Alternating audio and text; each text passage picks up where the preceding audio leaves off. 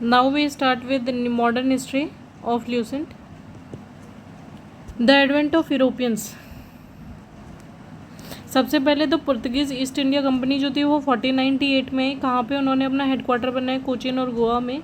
East India company जो आई थी, English East India company, वो 1600 में आई। वेस्ट कोस्ट में उन्होंने अपना जो हेडक्वार्टर बनाया वो था सूरत में। बॉम्बे में ईस्ट कोस्ट में आप देखेंगे तो कोरोमंडल है, मछलीपट्टनम है, मद्रास है, Bengal, under the Madras and Calcutta. Dutch East India Company 1602 में आई है। ईस्ट कोस्ट में उसने भी कोरोमंडल और पुलिकट पे अपना बनाया है। नागपट्टनम है, बंगाल में देखेंगे तो आप हुगली है। फिर डेनिश ईस्ट इंडिया कंपनी आई 1616 में सेरमपुर बंगाल में। फ्रेंच ईस्ट इंडिया कंपनी आई है 1664 में सूरत और पौंडीचेरी में। अब आप ये देखेंगे कि ये जो सीक्वेंस है ना कि किसके बाद कौन आए, ये भी इंपॉर्टेंट है। तो पुर्तगीज़ है, पुर्तगीज़ के बाद इंग्लिश है, इंग्लिश के बाद डच है, डच के बाद डेनिश है और डेनिश के बाद है फ्रेंच।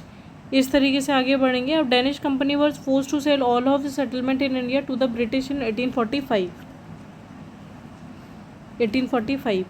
अब सबसे पहले हम पुर्तगीज़ की बात करेंगे। The Cape route was discovered from Europe to the India by Vasco da Gama. He reach the port of Calicut in May 1498 and was received by Hindu ruler of Calicut under the title of Zemarin. This led to the establishment of the trading station at Calicut, Cochin and the Kannanur। तो कहाँ पे trading centre बने? कलिकट, कोचिन और कन्नानौर में। Cochin was the early capital of the Portuguese और letter Goa थी। तो दो कैपिटल रही हैं, कोचिन और फिर गोवा। फ्रांसिस्को डी अल्मेडा जो थे was the first governor of the Portuguese. Almeida 1505 से 9 तक introduce the policy of the blue water. तो ये इंपॉर्टेंट होता है कि किसने ब्लू वाटर की थी और कब से कब तक की थी। अल्फेंजो डी अल्बब्रुक जो थे वो सेकंड गवर्नर थे पुर्तगीज़ के। Albuquerque introduce the policy of the imperialism. He conquered Goa from the ruler of Bijapur. इन्होंने क्या किया था, गोवा को अपने अंडर किया था by the ruler of Bijapur in 1510। इन्होंने चुना जो ट्रांसफ़र किया था, जिन्होंने अपने कैपिटल कोचिन से Goa and acquire Diu and the basin from Bahadur Shah of Gujarat. तो इन नीनुडी चुन्ना ने जो था दीव और बेसिन को अपने अंडर किया था, किससे? बहादुर शाह से, जो कि कहाँ के थे? गुजरात के राजा थे। Martin Alfonso de Souza the famous jurist Saint Francisco Xavier arrived in India with him. तो ये आपको याद रखना है कि जेवियर जो था वो किसके टाइम पे आया था। पुर्तगीज पावर विटनेस है decline by the end of 16th century। They lost Hooghly in 1631 after being driven out by Kasim Khan, a Mughal noble of Shahjahan. मतलब शाहजहाँ उस टाइम पे था। इन 1661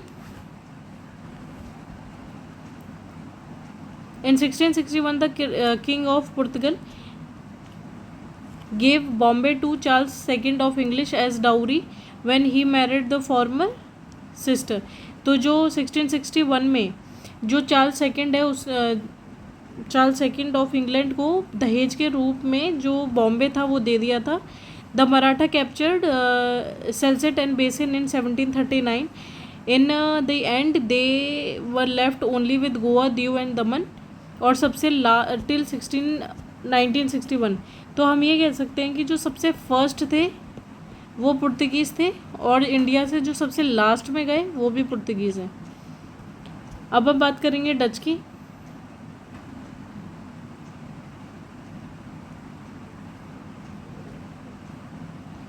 डच में आप देखेंगे तो formation of the company in March 1602 by the charter of Dutch parliament.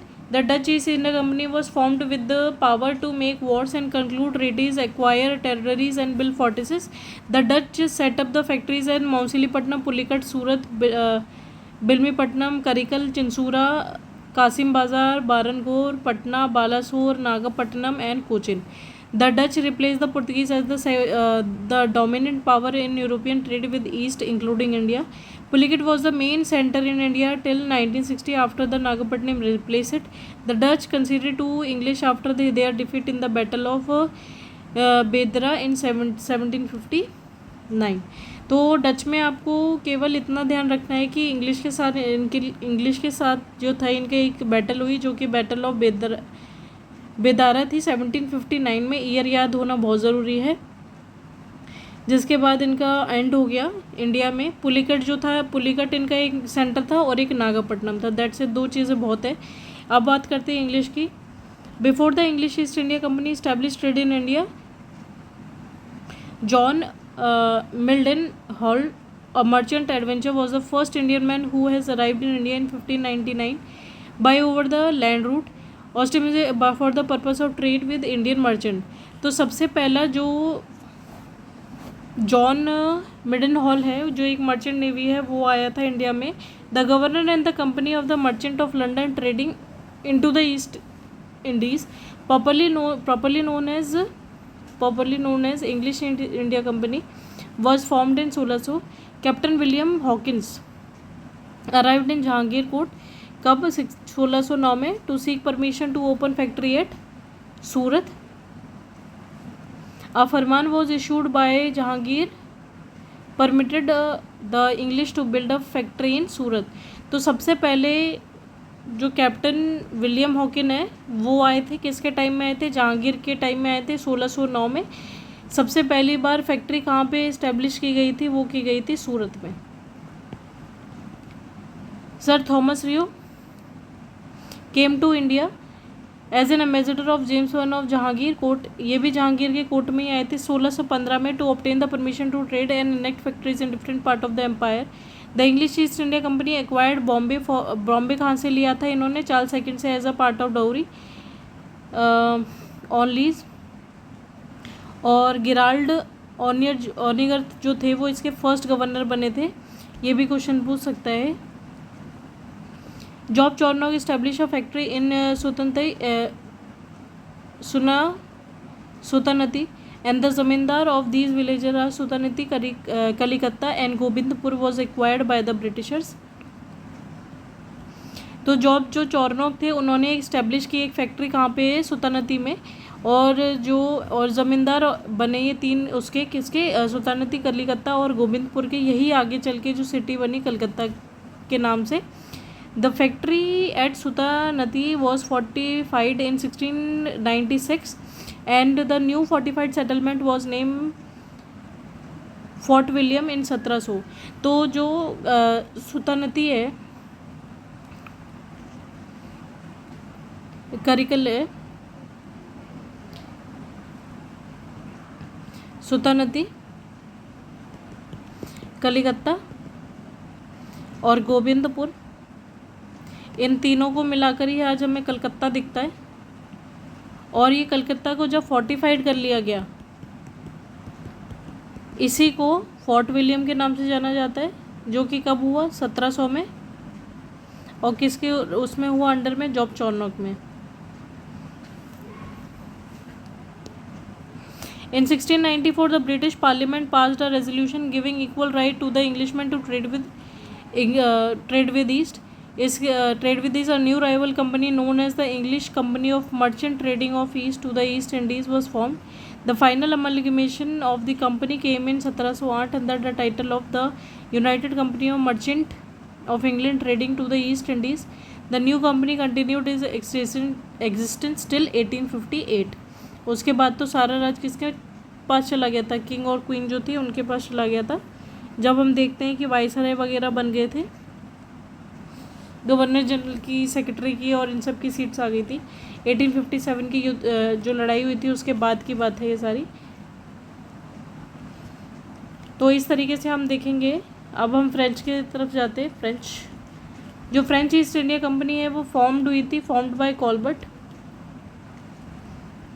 1664 में। जो फर्स्ट फ्रेंच कंपनी है वो कहाँ इस्टेब्लिश हुई थी? वो भी सूरत में हुई थी। किसने की थी? फ्रैंकोस कोरोने इन 1668 में।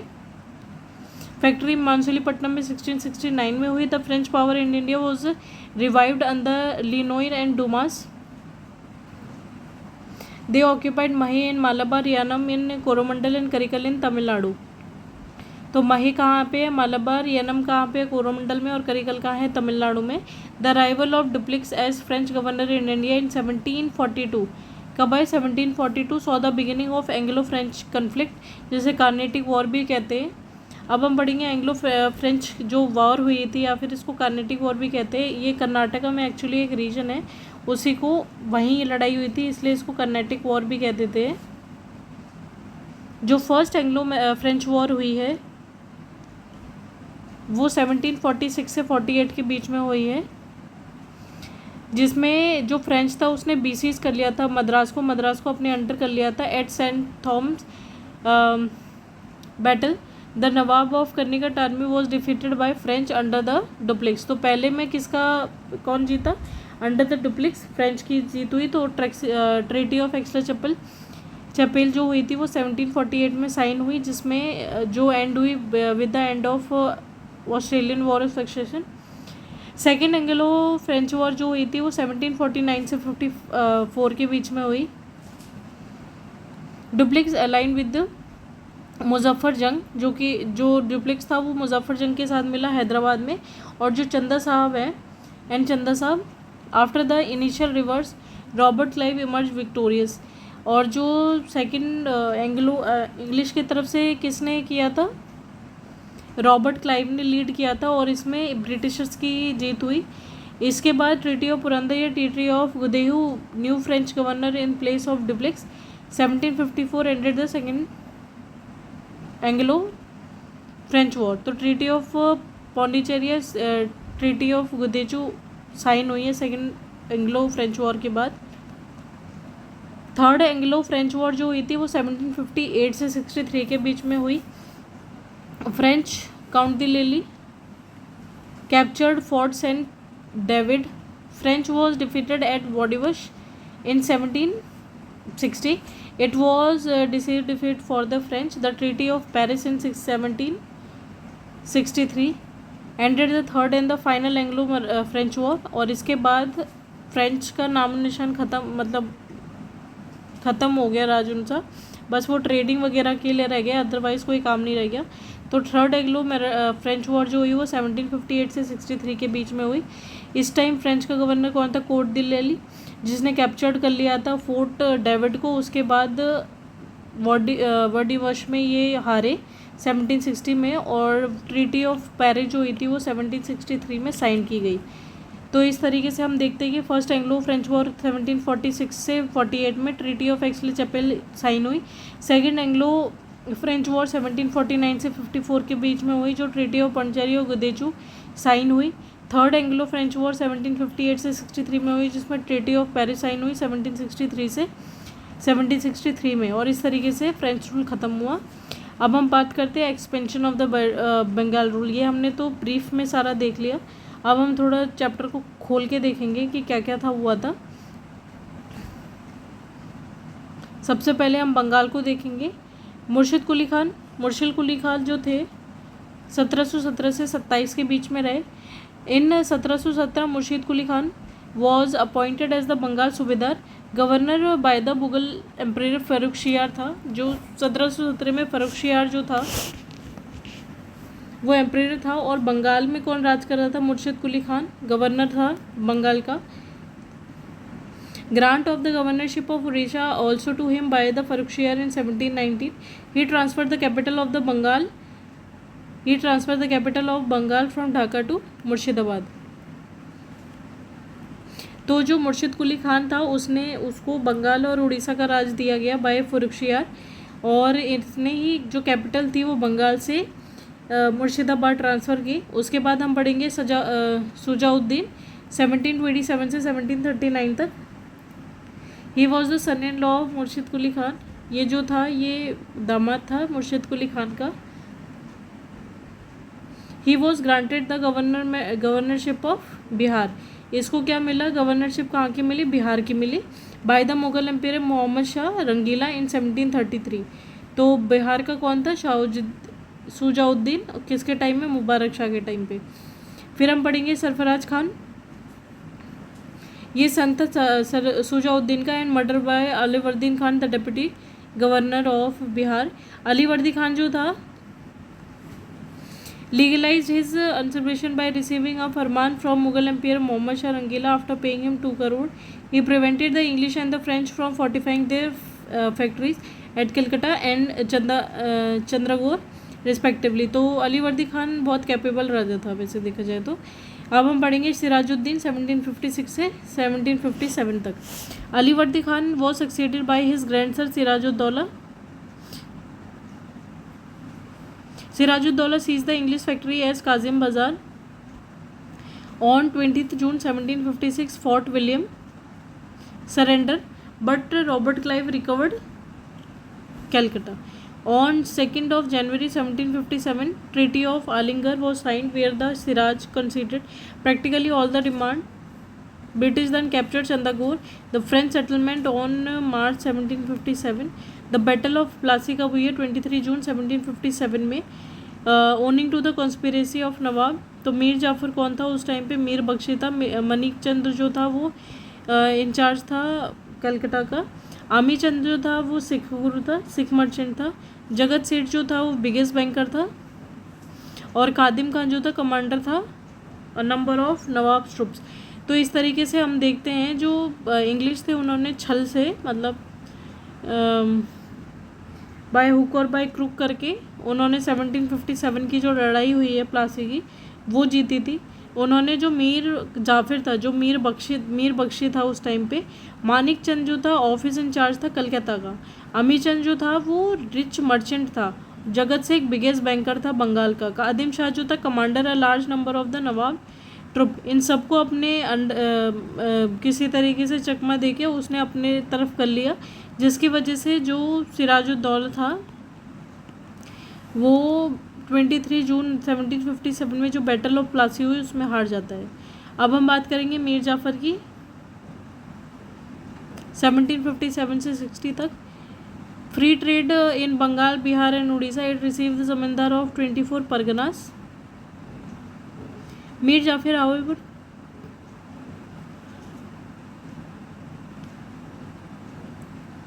fell into the eras and were forced to abdicate in favor of his son-in-law Mir Qasim. Mir Jafar के बाद कौन आता है? मीर कासिम आता है. मीर कासिम 1760 से 1764 तक रहेगा. मीर जाफ़र सीडेड बर्दवान, बिधानपुर और Chittorgarh. He shifted his capital from Murshidabad to Munger. तो हम देखेंगे मीर जाफ़र ने जो कैपिटल थी मुर्शिदाबाद से मुंगेर ट्रांसफ़र कर ली. Mir Kasim soon revolted as he was angry with the Britisher for misusing the dastak. दस्तक जो था फ्री ड्यूटी पास थे जो उनको मिले थे ताकि वो ट्रेड कर सके एज जैसे इंडियंस कर सकते थे. However has been defeated by the britisher. He flee to Awadh जिसमें उसने अवध रूलर के साथ शुजा-उद-दौला के साथ मिलके और मुग़ल एम्परर शाह आलम के साथ सेकंड के साथ मिलके एक योजना बनाई ताकि वो इन ब्रिटिशर्स को हरा सके. अब इसी के वजह से बैटल ऑफ बक्सर होती है 1764 में जिसमें कौन कौन होता है? मीर कासिम होता है, शुजा-उद-दौला होता है अवध का और शाह आलम सेकंड होते हैं मुग़ल एम्परर. और इनको हराया किसने था? मुनरो ने. तो अगर ये आता है कि बैटल ऑफ बक्सर कब हुई थी तो 1764 में हुई. किस किस के बीच में हुई थी? मीर कासिम, शुजा-उद-दौला और शाह आलम और ब्रिटिशर्स के बीच में हुई. ब्रिटिशर्स को किसने लीड किया? तो मुनरो ने लीड किया. Mir Jafar was again placed on the throne. इसके बाद क्या होता है? मीर कासिम के बाद मीर जाफ़र होता है जो गद्दी पे बैठता है. Successor of the Mir Qasim Mir Jafar था, निज़ामुद्दौला था, सैफुद्दौला था और मुबारकुद्दौला था. ये सब थे. On Mir Jafar death his son Nizamuddaula was placed on the throne and signed a treaty by which Nawab was disband most of his army and to administer Bengal through a deputy subedar nominated by the company. जब मीर जाफ़र का बेटा निज़ामुद्दौला बैठता है नज़ीमुद्दौला अब throne पे तब उसको एक ट्रीटी साइन करवाई जाती है बाय द ब्रिटिशर्स कि वो अपनी आर्मी को डिसबैंड कर दे और जो बंगाल है उसमें एक डेप्यूटी सूबेदार लगाया जाए जो कि कंपनी ही अपॉइंट करेगी, राजा नहीं अपॉइंट करेगा. Clive concluded 2 treaty of Allahabad with Shah Alam अगस्त 1765 में और शुजा-उद-दौला से 16 अगस्त 1765 में। तो ट्रीटी ऑफ इलाहाबाद जो होती है वो शाह आलम सेकंड के साथ और शुजा-उद-दौला के साथ होती है, जिसमें 2 ट्रीटी साइन की जाती हैं। अब हम बात करेंगे डुअल गवर्नमेंट ऑफ बंगाल जो 1765 से 1772 के बीच में रही। हिस्ट्री में डेट्स ही इंपॉर्टेंट है, इसलिए ये इंपॉर्टेंट हो जाता है याद रखना कि जो डुअल गवर्नमेंट हुई है बंगाल में वो कब से कब तक थी। तो 1765 से 1772 के बीच में रही। डुअल गवर्नमेंट जो बंगाल में थी वो स्टार्ट हुई 1765 में। The company acquired both diwani and nizamat right from नज़ीमुद्दौला।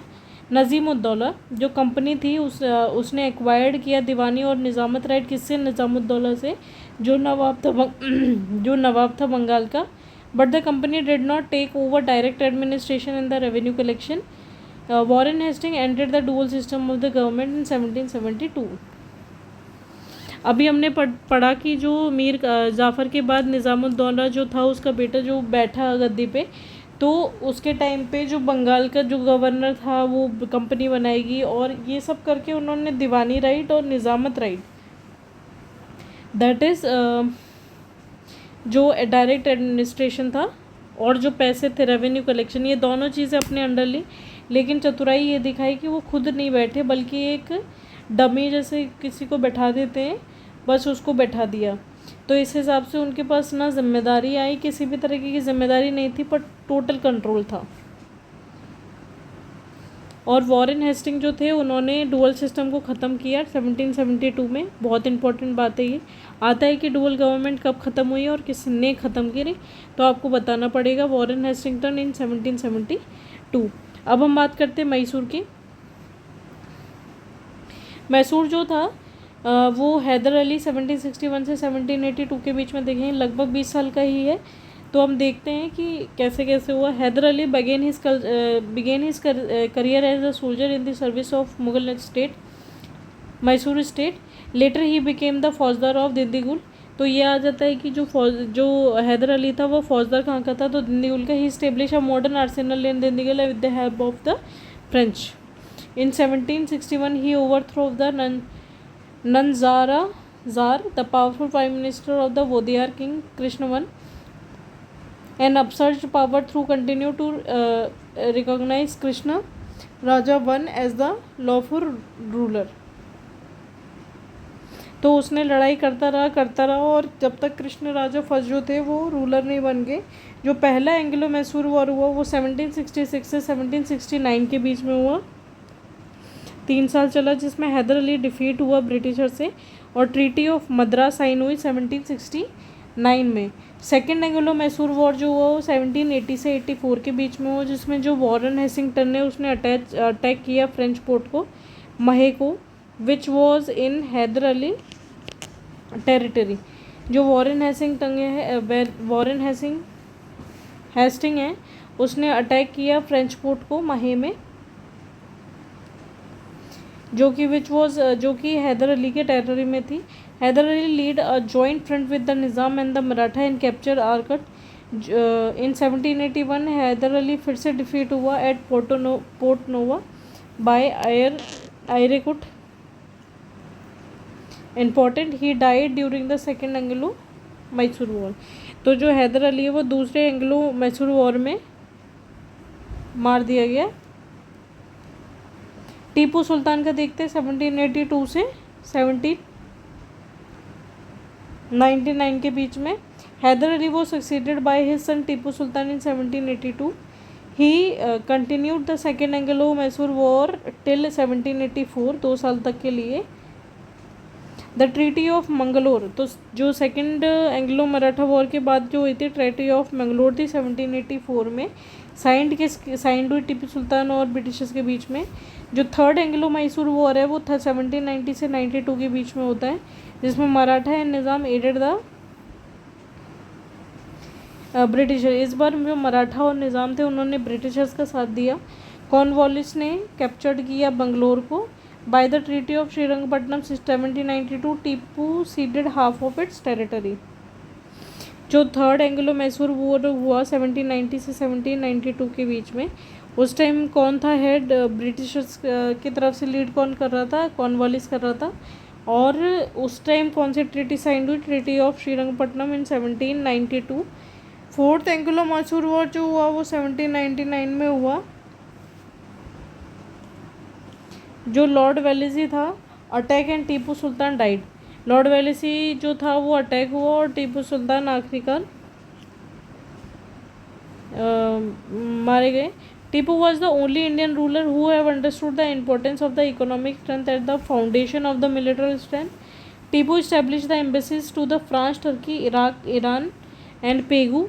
तो ये आ सकता है कि कहाँ कहाँ इस्टेब्लिश की थी उन्होंने अपनी एम्बेसी? फ्रांस, टर्की, ईरान और पेगू में। Tipu planted a tree of liberty at his capital Srirangapatnam and became a member of the Jacobin club. तो ट्री ऑफ लिबर्टी कहाँ पे किया है? श्रीरंगपट्टनम में। तो हम ये देखते हैं,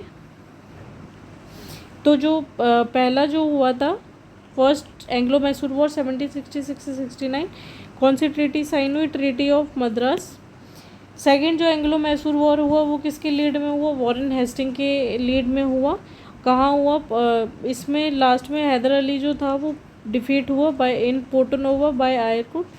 टीपू सुल्तान सेकंड वॉर उसने जारी रखी और लास्ट में ट्रीटी ऑफ मंगलोर साइन हुई 1784 में। थर्ड जो एंग्लो मैसूर वॉर था 1790 से 92 के बीच में हुआ, जिसमें ट्रीटी ऑफ श्रीरंगपट्टनम हुई थी। इसमें टीपू सुल्तान ने अपने आधी से ज़्यादा किंगडम गवा दिया। और फोर्थ जो एंग्लो मैसूर वॉर हुआ वो 1799 में वेलेस्ली की लीड में हुआ, जिसमें टीपू सुल्तान आखिरकार हार गया। और जो टीपू सुल्तान थे उन्होंने अपनी एम्बेसी कहाँ कहाँ इस्टेब्लिश की? French, Iran, Turkey and Pegu में। और जो ट्री ऑफ लिबर्टी है वो कहाँ पे लगाया? श्रीरंगपट्टनम में। और ये जैकोबियन क्लब के क्या थे? मेंबर भी थे। अब हम पंजाब के बारे में पढ़ेंगे।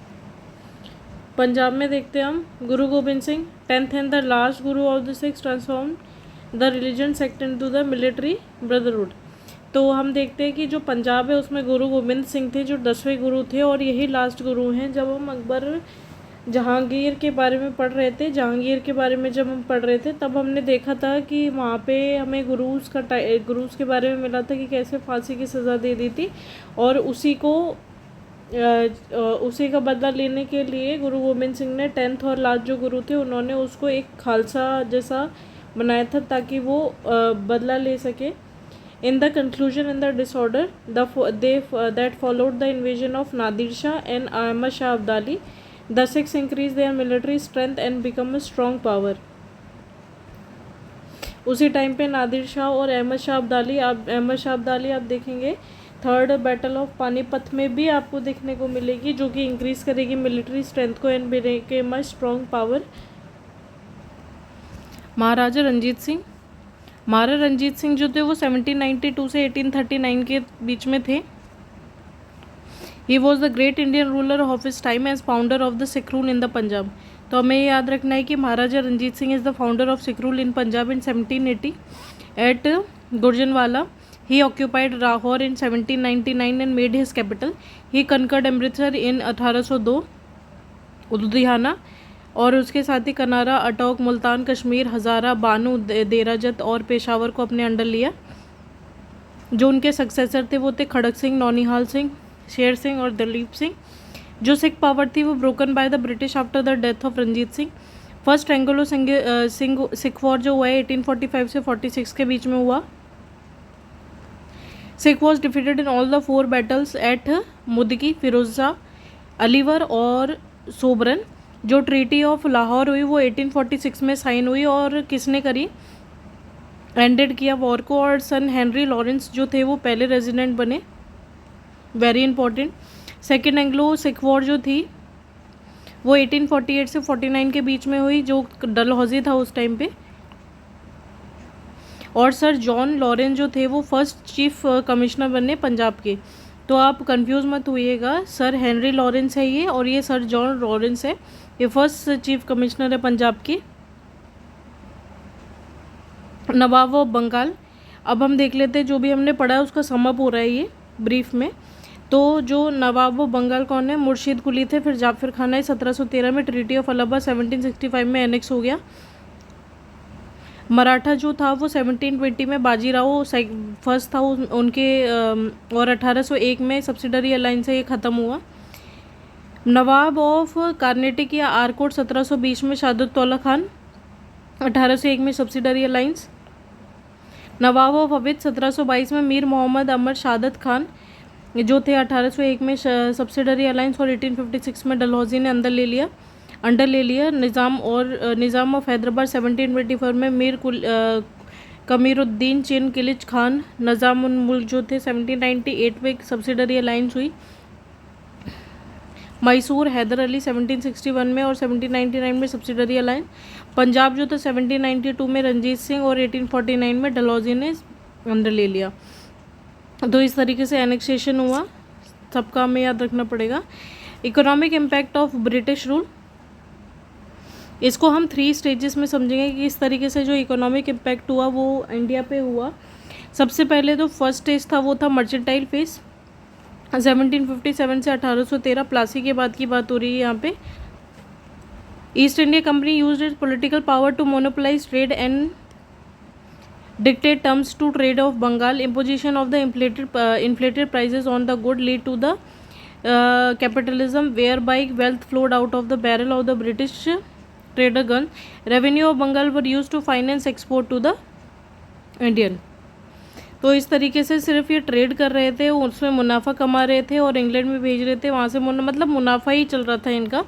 जो सेकंड फेज़ आया वो इंडस्ट्रियल फेज़ हुआ, जिसका 1813 से 58 तक के बीच में, जब तक फर्स्ट वॉर ऑफ फ्रीडम नहीं हो गई है। India was exploited as a market for British good. Act of 1813 allowed one way trade for British. As a result the Indian market flooded with the cheap and the machine made imports. Indian trader lost foreigners as well as home market. Indians were forced to export raw material and import finished good. Heavy import duty imposed हो गई Indian products में to the England and to discourage them in the market. तो इस तरीके से पूरी तरीके से ओवर हाईजेक कर लिया ब्रिटिशर्स ने इंडियन मार्केट को, और वहाँ जाने जो इंग्लैंड था वहाँ पे बहुत ज़्यादा इम्पोर्ट ड्यूटी लगा दी, जिसकी वजह से बिल्कुल ठप पड़ गया इंडिया का मार्केट। थर्ड फेज़ जो है वो एक फाइनेंशियल फेज़ है। 1860 के बाद the British consolidated their position in India and made India market for manufacturing and suppliers of the food stuff and the raw material. Introduction of the railway कब हुई है? 1853 में। पोस्ट एंड टेलीग्राफ 1853 में। Banking system कब आया है? Awadh commercial bank. ये बहुत बार आता है पेपर्स में कि अवध जो कमर्शियल बैंक है वो कब इस्टेब्लिश हुआ।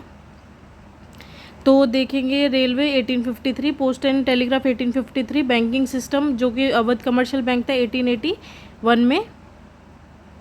Heavy British investment in India होने लगा and burden of public depth increase होने लगा। इंडस्ट्री केम इनटू एग्जिस्टेंस, जैसे टाटा आयरन एंड स्टील 1907 में सबसे पहले इस्टेब्लिश की गई। ये सब जब हो रहा था तब एक कॉन्सेप्ट आता है ड्रेन ऑफ वेल्थ का। उसके सबसे पहले किसने बात की थी? दादा भाई नौरोजी ने। उनकी कौन सी बुक है? Poverty and non British rule in India, 1867 में आई। आर.सी. दत्ता ने इकोनॉमिक हिस्ट्री ऑफ इंडिया लिखी 1901 में, उन्होंने बताया कि जो भी आज इंडिया की हालत है वो ब्रिटिशर्स की वजह से, ब्रिटिशर्स की पॉलिसी की वजह से है। Drain of wealth theory refers to the portion of national product of India which was not available for consumption to its people. Constituent of drain were, पहला था extortion by the company servant the fortune from the ruler zamindar and the merchant and the common man and sending their home. जो भी Fortune हमारे India से है, India से वो पूरा लेकर इंग्लैंड में भेज रहे हैं। Purchasing good out of the revenue of the Bengal and the export them, जितना भी प्रोडक्ट उनको चाहिए होता था वो सारा रॉ मटेरियल वो इंडिया से लेते थे और बाहर भेजते हैं। दिस वॉज कॉल्ड इन्वेस्टमेंट, वो वहाँ इन्वेस्टमेंट के नाम से जाना जाएगा। Duty free trade provided to the britishers gave them an competitive edge over the Indian traders. The subsidy was finance from the Indian treasury. उन्होंने बोला कि जो ब्रिटिश जो भी इंग्लैंड में जो भी गुड जा रहा है, ना उसमें कोई टैक्स लग रहा है ना कुछ लग रहा है, तो वो सब कुछ एक एज दे रहा है उनको। दूसरा जो भी उनको पैसे पड़ रहे हैं, सब्सिडीज़ वगैरह जो भी है वो इंडिया की ट्रेजरी से जा रहा है, मतलब उनका कुछ नहीं जा रहा बल्कि इंडिया का सब कुछ जा रहा है। रेमिटीज और the salaries and other income by the company official send to the England. मतलब रेमिटेंसेज होते हैं, सैलरी होते हैं, वो सब कुछ इंडिया से ही बाहर की तरफ जा रहा था। होम चार्जेस और the cost of salary and the pension of the company official in India have are paid from the treasury of India. जो भी सैलरी देनी है, पेंशन देनी है कंपनी के ऑफिशियल्स को, वो सब इंडिया की तरफ से ही जा रहा था। Hefty interest were paid to the Indian investor. मतलब जी जो इन्वेस्ट कर रहा है ब्रिटिशर्स के लिए, उनको बहुत बड़ा बड़ा इंटरेस्ट दिया जा रहा है। और वो इंटरेस्ट कहाँ से दिया जा रहा है? इंडिया की ही ट्रेजरी से। अब इसके इफेक्ट क्या होते हैं? It stunted the growth of Indian enterprises and checked and retain capital formation in India. ठप हो जाना। It finance capitalist development in Britain. India was kept as a zone of free trade without allowing it to develop the ability to compete करने का मौका ही नहीं दे रहे, कमर तोड़ के रख दी बिल्कुल।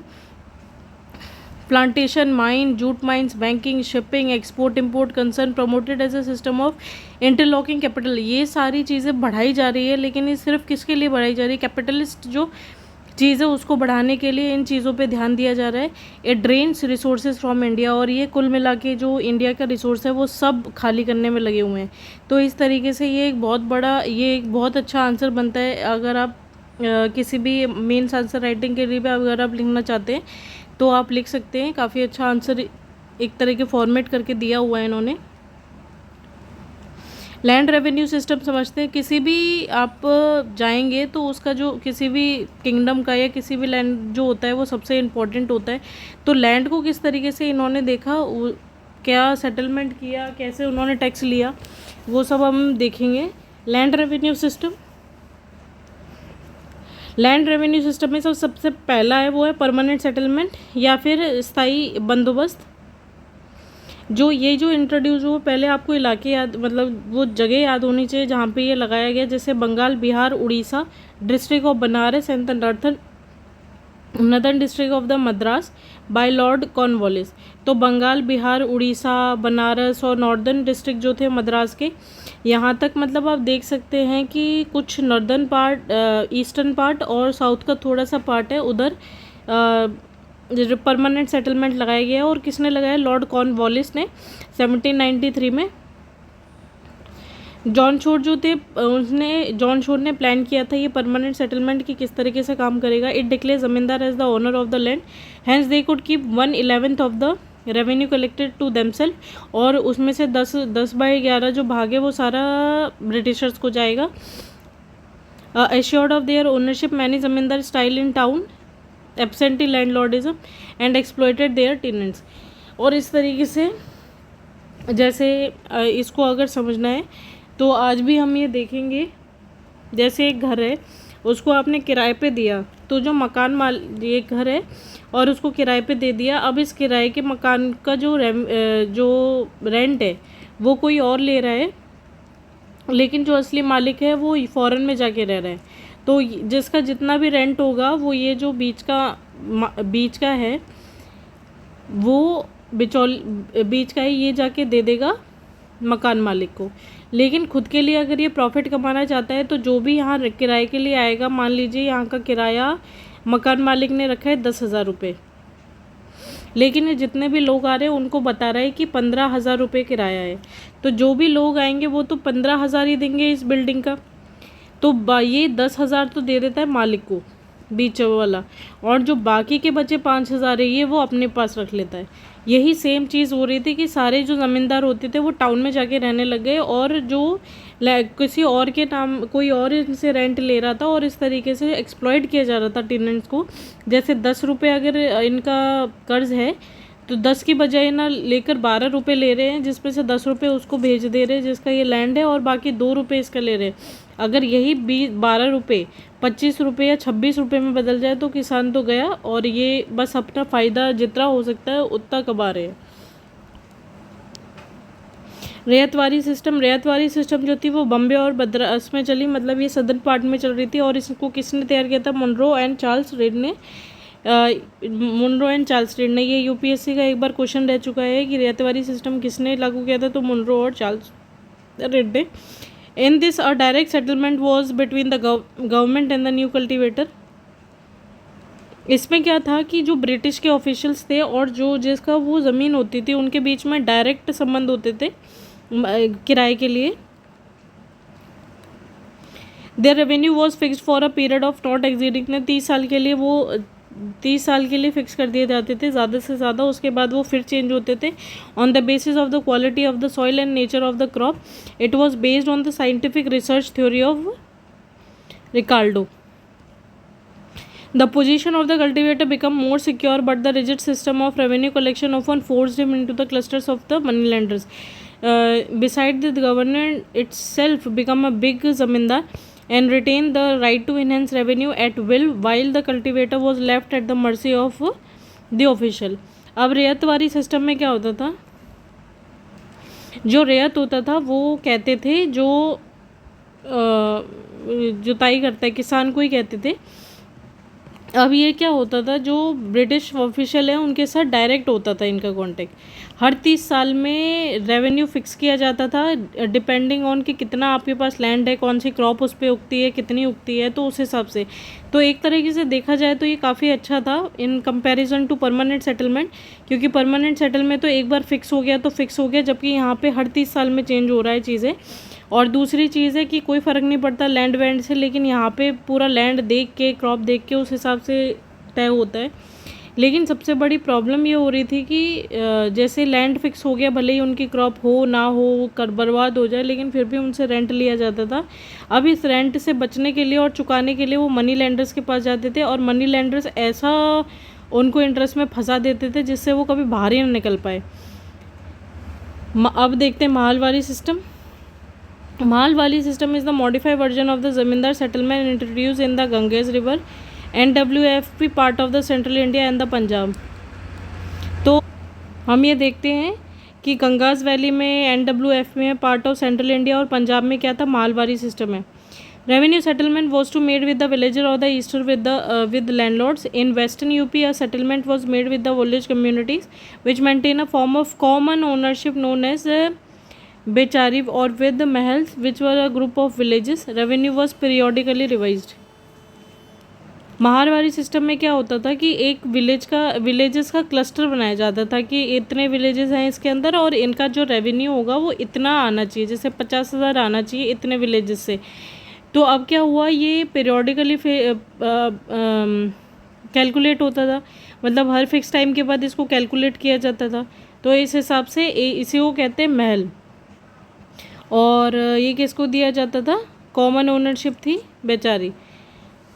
अब इसके क्या इम्पैक्ट पड़े इन तीनों के, तो हम ये भी समझते हैं. एक चीज़ हम अगर बनाना चाहें, इसको समझना चाहें तो,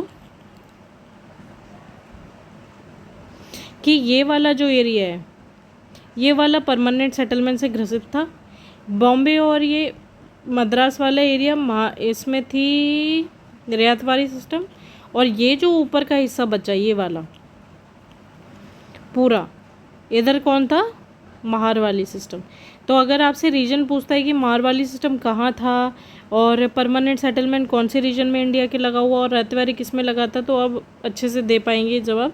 कॉलोनियल इम्पैक्ट क्या पड़ा लैंड रेवेन्यू सिस्टम का, अब ये समझते हैं. The land settlement introduce market economy, मतलब जो ज़्यादा पैसा दे इन कंपैरिजन की लैंड किस चीज़ से ओके है, कौन सी क्रॉप से, उससे कोई मतलब नहीं है, मतलब सॉइल से कोई मतलब नहीं है. बस जो मनी इनकम दे, जो पैसा दे फसल, उसी को उगाया जा रहा है. Cash payment of revenue encourage money lending बढ़ गया, क्योंकि वो किराया नहीं दे पाते थे तो मनी लैंडर से मांगते थे. It sharpened social differentiation. The rich has access to the court to defend their property. Forcible growing of the commercial crop lead to prison to buy food grains at high prices and sell cash crop at low prices. The stability of the Indian villagers was shaken and the entire setup of the rural society began to break up. तो इस तरीके से हम देखते हैं कि पूरी rural economy को अंदर से बिल्कुल खोखला करके रख दिया. ब्रिटिशर से पहले हमारी बहुत अच्छी स्थिति थी. जो इंडिया को सोन चिड़ैया के नाम से जाना जाता था, इतना सोना था इंडिया के पास, बिल्कुल गरीब करके रख दिया है, और जिसका असर आज तक हमें दिखाई देता है. रूरल इकोनॉमी बिल्कुल बर्बाद है हमारे यहाँ की. आप जो देखते हैं कि पंजाब अभी जो हमारा एक नया मूवमेंट चला है सस्टेनेबल एग्रीकल्चर करके, जिसमें और ऑर्गेनिक फार्मिंग और ये सब जो चले हैं वो इसीलिए चले हैं ताकि एग्रो फार्मिंग जोन जो बनाए जाते हैं वो इसलिए बनाए जाते हैं ताकि जिस हिसाब की आपकी सॉइल हो उसी तरह की फसलें उगे, ना कि दूसरे तरीके की बस पैसे कमाने के लिए। तो इस तरीके से हमें काफ़ी सुधार की ज़रूरत है, लेकिन धीरे धीरे सब हो जाएगा। अब हम समझते पीजेंट मूवमेंट कैसे कैसे हुए, क्योंकि अगर अब पीजेंट हैं या फार्मर्स हैं या ट्राइबल्स हैं, इनके लैंड्स के साथ कुछ भी करेंगे तो ऑब्वियस है कि वो आगे आएंगे। तो इस तरीके से कई सारे रिवोल्ट हुए, पीजेंट मूवमेंट्स हुए, वो हमें देखने पड़ेंगे। फिर हमें ट्राइबल मूवमेंट भी देखने हैं, फिर सिविल रिवोल्ट देखेंगे, फिर सोशो रिलीजियस मूवमेंट नया टॉपिक शुरू होगा। अभी 3 तरीके के रिवोल्ट देख लेते हैं। अगर हम पीजेंट मूवमेंट की बात करें, जो इंडिगो रिवोल्ट हुआ था वो बंगाल में हुआ। कब हुआ? 1859 में हुआ, विष्णु और दिगंबर विश्वास की लीड में। फबना बंगाल में हुआ 1870 में, ईश्वर रॉय छबूपल और खुदी मोल्ला के बीच में। रामोसी मूवमेंट महाराष्ट्र में हुआ, वासुदेव बलवंत फाड़के। बिजौलिया जो हुआ राजस्थान में हुआ 1913 में, सीताराम दास विजय पाठक सिंह में। चंपारण बिहार 1917 गांधी जी ने लीड किया। खेड़ा गुजरात में 1918 में गांधी जी और वल्लभ भाई पटेल ने। मोपला केरला में 1921 में सैयद अली और सैयद फजल ने। बारदोली गुजरात में 1928 वल्लभ भाई पटेल। तिभंगा बंगाल में कंपारण सिंह और नयामत अली। अब वालायर युद्ध, पुन्नापारा वालायर युद्ध केरला में हुआ 1946 में। तेलंगाना में कि आंध्र प्रदेश में, जब आंध्र प्रदेश में ही था पहले, 1946 कुमारिया एंड सुंदरिया के लीड में हुआ। यूपी किसान सभा यूपी में 1918 में इंद्र नारायण द्विवेदी और गौरी शंकर मिश्रा। आगे बढ़ेंगे तो अवध किसान सभा यूपी 1920 में बाबा रामचंद्र। एका मूवमेंट अवध में 1921 में मदारपासी। फॉरेस्ट सत्याग्रह, नेक्स्ट फॉरेस्ट सत्याग्रह साउथ इंडिया में 1931 में रामा नायडू एंड आंजी रंगा। ऑल इंडिया किसान सभा लखनऊ 1936 में शाहजानंद सरस्वती। अगर हम ट्राइबल मूवमेंट की बात करें तो चुआर 66 से 72, राज रघुनाथ एक्सेस रेवेन्यू डिमांड और बंगाल फेमाइन। भील जो थे 1817 में, सेवाराम अग्रेरियन हार्डशिप। हॉस 1820 में, रामोसी 1822, चित्तौड़ सिंह और प्रताप सिंह ददरिया पतकर। खोयल कोलिस 1824 में, अयोम 1828 से 33 में, गोमधर कुंवर। काशी 1829 से 32, तीर्थ सिंह। खोल 1831 से 32, बुद्धू भगत। संथाल 1855 से 56, सिंधु एंड कानू। नेकड़ा 1858 से रूप सिंह। भुयान एंड जुआन 1867-88, राणा नायक धारी नायक।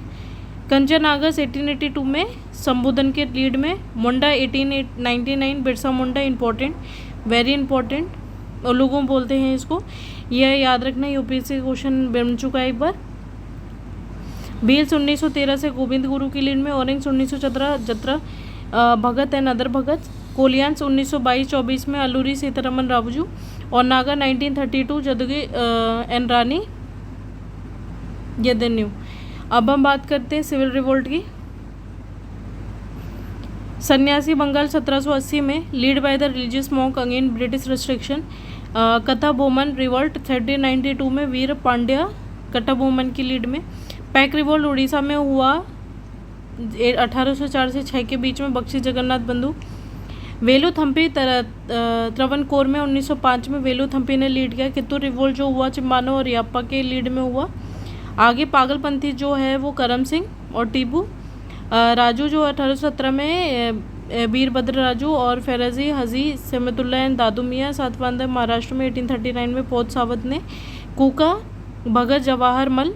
और गडकरी जो है 1844 में, against the revenue policy of Kolhapur. Poligar जो था बाय नरसिम्हा रेड्डी। तो इस तरीके से